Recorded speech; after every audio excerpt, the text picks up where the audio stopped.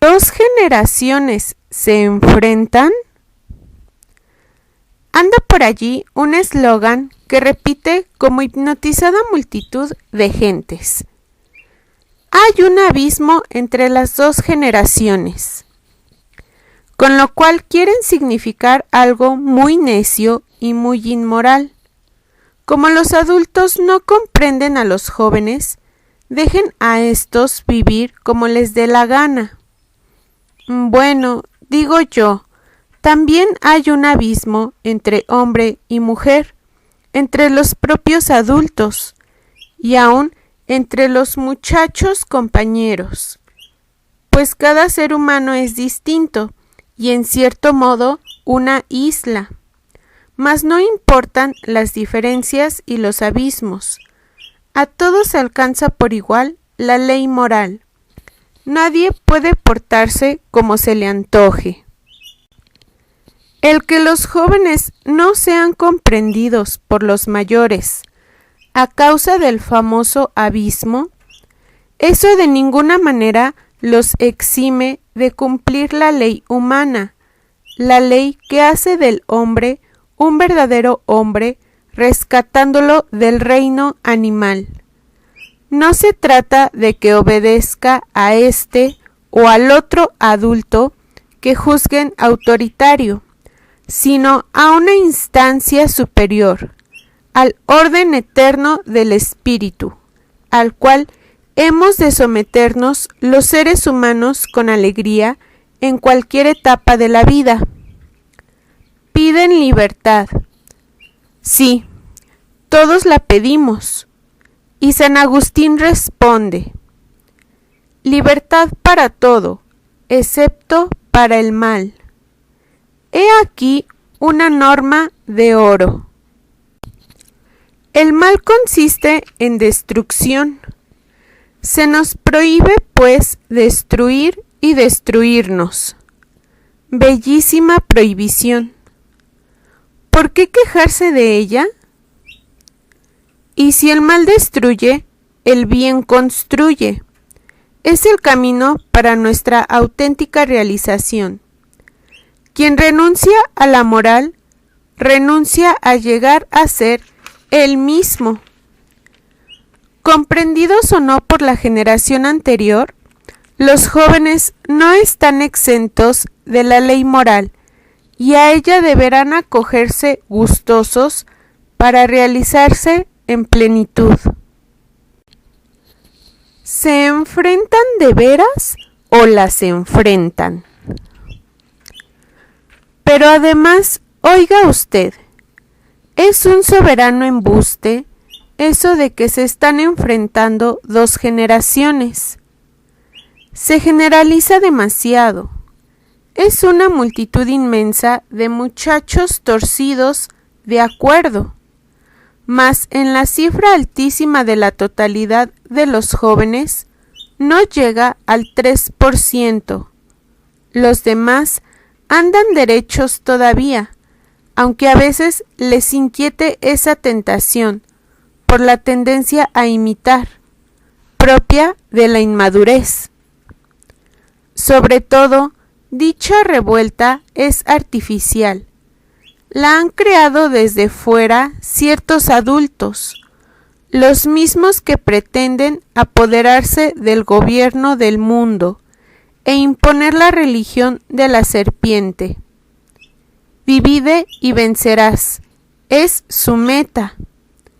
Primero, azuzaron al obrero contra el patrón, luego a la mujer contra el hombre, al negro contra el blanco, al pueblo contra el gobierno, al sacerdote contra el papa, al alumno contra el maestro, al joven contra el adulto. La táctica es evidente.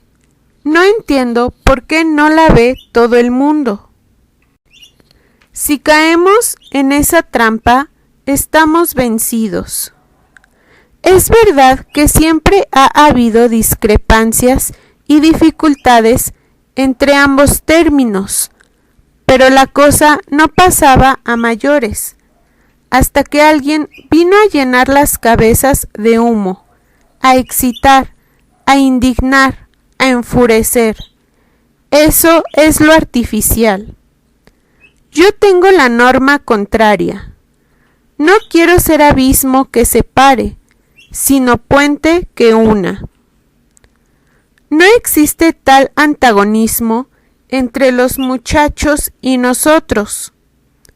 Diferencias, sí, pero no oposición y menos odio. He ejercido casi 30 años como catedrática de escuela media y superior. Han pasado por mis aulas miles de adolescentes y jóvenes.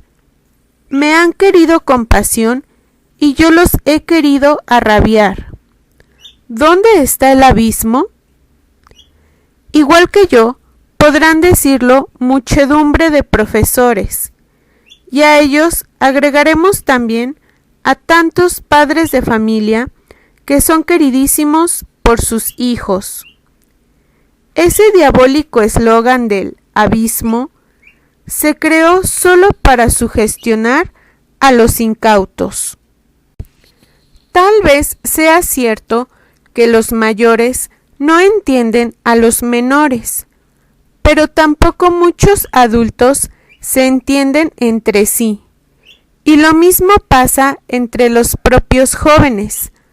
Mas todavía, lo digo porque suelo releer mi diario, el adolescente no comprende a nadie, ni siquiera se entiende a sí mismo. ¿Qué le vamos a hacer? Así es la humanidad. Quizá nadie entienda a nadie, y solo pueda entenderse con Dios. Pero si no es posible comprendernos, es en cambio muy posible amarnos, con la simpatía, con el cariño, con la admiración, con el amor. Con eso basta y sobra. Y está muy bien que todos seamos diferentes. A veces pienso que cada ser humano es un color distinto en la paleta de Dios, y de allí Él va mojando el pincel para crear una pintura maravillosa. Un color no entiende a otro, pero en el cuadro habrá una portentosa unidad, y en él estaremos todos unidos. Pero volvamos a lo de las generaciones. Hemos aceptado que son diferentes los jóvenes, como lo fuimos nosotros respecto a nuestros padres, y ellos a los abuelos. Ya lo anotó Heródoto. Decía que en cada siglo la historia cambia 3 veces. Pero diferencia no implica necesariamente hostilidad y guerra. Cada generación aporta algo nuevo, añade o modifica lo anterior. A las veces modifica para bien, a las veces para mal. Pues es mentira gruesa lo de la evolución, ese mito de que progresamos ineludiblemente. Allí están en la historia para contradecirlo las decadencias de las naciones, especialmente la romana, y nadie podrá afirmar que la pintura del siglo XX sea mejor que la egipcia o la del Renacimiento. La historia no marca línea ascendente, sino una gráfica de sube y baja. Eso depende del libre albedrío humano. Por eso, quisiéramos persuadir a los jóvenes de que en su paso por el mundo tracen en la historia una línea poderosa hacia la altura, en vez de dejar un manchón, un capítulo histórico degradante, una memoria tristemente célebre, para que en siglos venideros se hable de esta generación con orgullo, Los jóvenes han de llegar muy alto en el bien, la verdad y la belleza.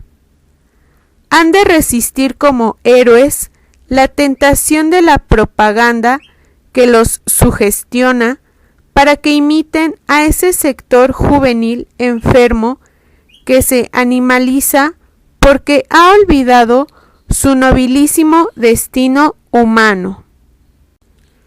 Conozco a muchachos tan apasionados por la cultura como no los vi jamás en mi generación. Son muchos y pronto me sobrepasan.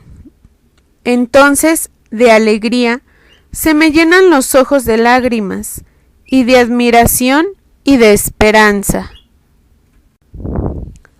¿Por qué difunden el mal? Para disculpar a esa parte degenerada de la juventud que ha descendido a las drogas y al crimen y al abandono de la cultura, no se diga que lo ha hecho por la neurosis que causa la amenaza de una guerra nuclear, puesto que a otros sectores jóvenes eso no los deprime, sino que los exalta y están resueltos a salvar al mundo. Tan no es verdad que la causa es la amenaza bélica, que los adultos la padecemos también y no nos drogamos. Y eso que somos productos de entreguerras. Vivimos nuestra juventud entre los recuerdos de los horrores de la Primera Guerra y la prevención de la Segunda, que se avecinaba, y hoy de la Tercera. Esa, pues, no es disculpa. La verdadera causa es la propaganda que se hace de todos los vicios. En la cátedra, en la prensa, en los varios medios de difusión, se alientan todas las formas del mal. Se convida a destruir y a destruirse. Se enseña a los jóvenes el odio a sus padres y a la sociedad. Acaban odiándose a sí mismos. Le pregunto a ese tipo de muchachos qué es lo que quiere de verdad. Tras algunos titubeos, vienen a coincidir en lo mismo. Que se mueran todos. Echar una bomba y que a todos nos lleve la... En el todos se incluyen ellos también. No quieren vivir. Corren como locos en el coche con la secreta esperanza de matarse. Se aficionan a las drogas no por los supuestos paraísos, sino para suspender por unas horas la vida. Se entregan al sexo por fastidio, por matar el tiempo.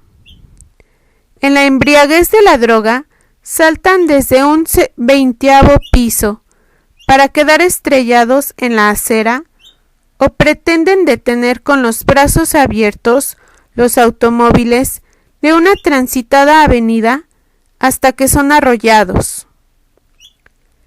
3 muchachas protestaron por el veredicto del tribunal al hippie Manson y amenazaron con quemarse vivas. ¡Quemarse vivas! Otra en Canadá lo hizo. Se bañó de gasolina y se prendió fuego por un motivo insignificante. Afán de muerte, cosquillas de crueldad contra sí propios, destrucción, el mal a la vista. Y si con ellos mismos no tienen piedad, con cuánto mayor gusto destruyen cosas e ideas, y en un momento dado asesinan por compulsión. No hemos tenido que destruir nada, porque ya todo estaba destruido. Me dice una chica que se las da de la moderna. Casi, le contesté, casi. Aún hay algo, una chispa entre las cenizas. En vez de soplar el rescoldo para que crezca la llama, traten ustedes de exterminar esa diminuta esperanza. Los jóvenes libertinos de hoy no se aman a sí mismos. ¡Ay, si se amaran! Pero nadie les ha enseñado que cada uno de nosotros viene de la tierra con una noble misión insustituible, que somos importantísimos porque nadie sino tú, nadie sino yo, nadie sino él, podría realizar esa tarea que se nos ha encomendado. Cada quien es una pincelada en el cuadro que Dios pinta, y ninguna será sustituida por otra. Si yo fallo, si tú fallas, quedará allí un hueco para siempre, por una eternidad. La vida tiene, pues, un sentido. Se vive para algo. No es cosa de vivir por vivir. El cielo entero está expectante mirando la tierra, esperando que tú realices la hazaña heroica que se espera de ti. Amarte es realizarla, es realizarte. Mas estos chicos no saben qué hacer con sus hermosas existencias. Perdieron el norte. Andan como extraviados en una ciudad extranjera sin saber a dónde ir. ¿Cómo han de estimar su vida si no han hecho nada grande con ella, ni siquiera en proyecto?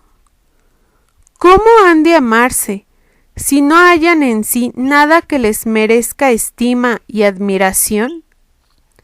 Así que a destruirse, y a destruirlo todo, pues la aversión propia se transfiere a lo exterior. Listos están para destruir lo poco que había, pero no son para sustituirlo. Nunca destruyas lo que no eres capaz de reconstruir superando lo anterior. Esto andaba muy mal. ¿Quién va a negarlo? Necesitaba urgente modificación, pero para bien, no para mal, no para empeorarlo, sino para mejorarlo. Y sí será el sector de juventud desorientada el que se autonombre para cambiar el mundo. Resultará peor el remedio que la enfermedad. Tal empresa ha de encomendarse a los jóvenes sanos, de personalidad productiva y a los adultos más idóneos. Occidente está moribundo, pero no se pondrá a un enfermo grave en manos de un charlatán, sino de un cirujano. Lo malo es que a los jóvenes de valer no se les brinda propaganda, y en cambio a los vicios se les hace mucho ruido. No entiendo por qué las autoridades gubernamentales de los países de Occidente han dejado avanzar el vicio juvenil hasta este extremo. Pudieron sofocarlo desde el principio, de haberlo querido. ¿Estarán de acuerdo o se habrán venido a ese grupo que pretende adueñarse del mundo? Hubiera sido tan fácil detener el movimiento en sus inicios. Y los padres de familia también son culpables, son cómplices al abstenerse de protestar. Por no parecer anticuados, por estúpido temor al que dirán, por esnobismo, han ido dejando que sus chicos entren en onda. Esa onda es la destrucción. Que no se quejen mañana de los resultados de sus mimos y consentimientos. La única disculpa que tienen es la de haber sido tontos, la de haberse creído de esa propaganda pseudopedagógica que aconsejaba mimar a los muchachos. Les lavaron el cerebro a esos pobrecitos papás. Pero, ¿a quién se le ocurre creerse de una pedagogía a todas luces descabellada? Padres snob y muchachos idem han sido víctimas de la propaganda, pero víctimas culpables, y por culpa de ellos nos vemos ahora en este trance mortal. La infección cunde, las drogas se extienden, y el libertinaje, y la vagancia, y el crimen, y el afeminamiento en los varones. A detener el mal. Los sanos somos 100 veces más numerosos que los enfermos. Todo está en organizarnos y formar un alegre ejército enamorado del espíritu. A la vanguardia irían los jóvenes, porque, repito, no hallé nunca en mi generación gente con tanta alma como la encuentro en ciertos muchachos de hoy. Es cosa de convencer a los neutrales, que son la mayoría, a los pasivos, a los que dejan que ruede el mundo. Démosles la voz de alarma hasta desgañitarnos. Hemos de atraerlos a nuestras filas, antes que caigan en la red de la propaganda malévola. Arte, ciencia, moral, religión, serán la penicilina contra el punto infectado que, al paso que vamos, no sería remoto que se convirtiera en septicemia. Esos valores representan al espíritu y habrá que hacerlos crecer al máximo. Los jóvenes apasionados por ellos serán entonces inmunes, mientras sus compañeros vagan a la deriva. Ellos tendrán una meta, unos motivos maravillosos por los cuales vivir, y no los cambiarían por un puñado de vicios. Cultura y más cultura, espíritu. Esa es el arma que nos dará la victoria si en el centro de ella instalamos a Dios.